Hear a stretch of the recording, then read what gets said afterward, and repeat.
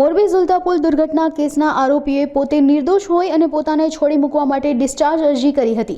જે અરજી મામલે મોરબી ઝુલતા પુલ ટ્રેજડી વિક્ટિમ એસોસિએશન દ્વારા આરોપીઓને કેસમાં નિર્દોષ છોડવામાં ન આવે તેવો જવાબ રજૂ કરાયો છે। જે અંગે વકીલ દ્વારા માહિતી આપવામાં આવી હતી, જે અંગે આગામી સુનાવણી તારીખ 31 ડિસેમ્બરના રોજ કરાશે।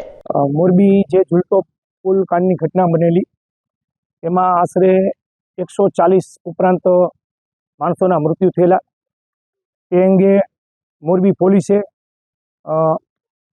આરોપી કુલ 10 આરોપીની આમાં ધરપકડ કરેલી। આઈપીસી કલમ 304, 337, 338, 308, 279 હેઠળ એ કેસની અંદર ચાર્જશીટ નામદાર કોર્ટમાં ફાઇલ થઈ ગયું છે પોલીસ દ્વારા, અને આગામી સુનાવણી ચાલુ હતી। તે દરમિયાન આરોપી તરફે બધા 10 આરોપી તરફે જયસુભાઈ સહિતનાઓએ મોરબીની કોર્ટમાં CRPC કલમ 227 મુજબ પોતાને ડિસ્ચાર્જ કરવા એટલે કે બિનતોમત છોડી મૂકવા માટે નામદાર ડિસ્ટ્રિક્ટ એન્ડ સેશન્સ કોર્ટમાં અરજી દાખલ કરવામાં આવેલી।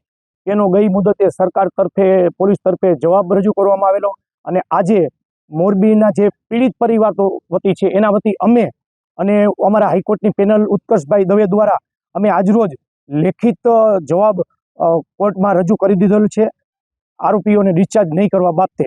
આગામી સુનાવણીએ 31/12ના રોજ આ કામની અંદર જે આરોપીએ જે ડિસ્ચાર્જ એપ્લિકેશન કરેલી, ડિસ્ચાર્જ એપ્લિકેશનની અંદર એ પોતાની આરોપીએ એવી રજૂઆત કરેલી કે પોતે આ કેસની અંદર બિનતોમત છૂટવા માંગે છે, પરંતુ કોર્ટ પાસે જ્યારે અમે આજે વિક્ટિમ એસોસિએશન વતી એવો જવાબ ફાઇલ કર્યો છે કે જ્યારે કોર્ટ પાસે પૂરતો પ્રાઇમા ફેસી એવિડન્સ પર્યાપ્ત હોય ત્યારે કોઈ પણ સંજોગોમાં હાઈકોર્ટ તથા સુપ્રીમ કોર્ટની માર્ગદર્શન સિદ્ધાંતોને અનુસરીને કોઈ પણ આરોપીને જે ગુનાની અંદર નિર્દોષ છોડવો ન જોઈએ અને ડિસ્ચાર્જ કરવો ન જોઈએ એવો અમે આજ લેખિત જવાબ રજૂ કરેલ છે।